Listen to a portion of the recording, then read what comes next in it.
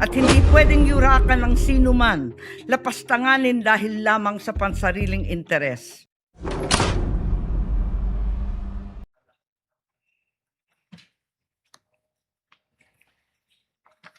Panginoon, inaalay namin sa iyo ang araw na ito, naway gabayan mo ang bawat senador.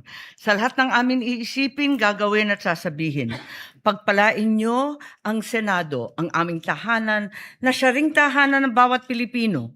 Bilang tahanan, naway kalingain ninyo ang bawat kasapi ng ating pamilya sa Senado. Ipaglaban nawa ng Senado ang bawat kasapi ng aming pamilya. Ipagtanggol sa pamumulitika at di katanggap-tanggap na puwersa ng mga dayuhan. Proteksyonan nawa ng Senado ang bawat senador. Gaya ng proteksyon nyo, Panginoon, sa inyong mga anak. Ipagtanggol, himbis ipagkanulo. Pagtagumpayin ang hustisya, hindi ang interes pampolitika. Ito po ay matagal ng tradisyon at paninindigan ng senador na tila niyanig at giniba ng mga nabulag sa ambisyon.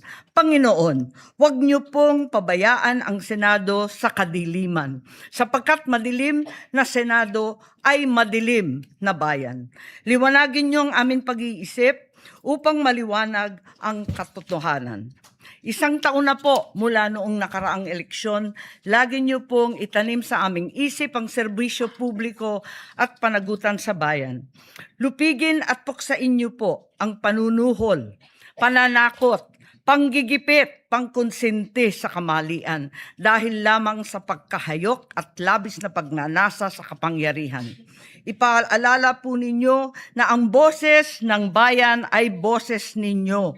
Ang halal ng mamamayan ay binasbasan ng inyong kadakilaan at hindi pwedeng yurakan ng sinuman, lapastanganin dahil lamang sa pansariling interes.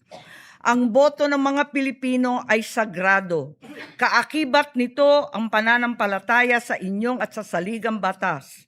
Naway lagi niyong pagtibayin ang kalayaan ipinagkaloob ninyo sa amin. Iligtas nawa ninyo ang aming karapatan, ang aming soberanya mula sa mga kampo ng mga ganid, mapaghiganti, walang galang sa batas, mapang-abuso at nakikinabang sa korap na sistema. Nasa inyong kamay, Panginoon, ang kalagayan ng aming bansa. Patuloy niyong pagpalain ng Pilipinas at lagi niyong gabayan ang bawat Pilipino. Amen.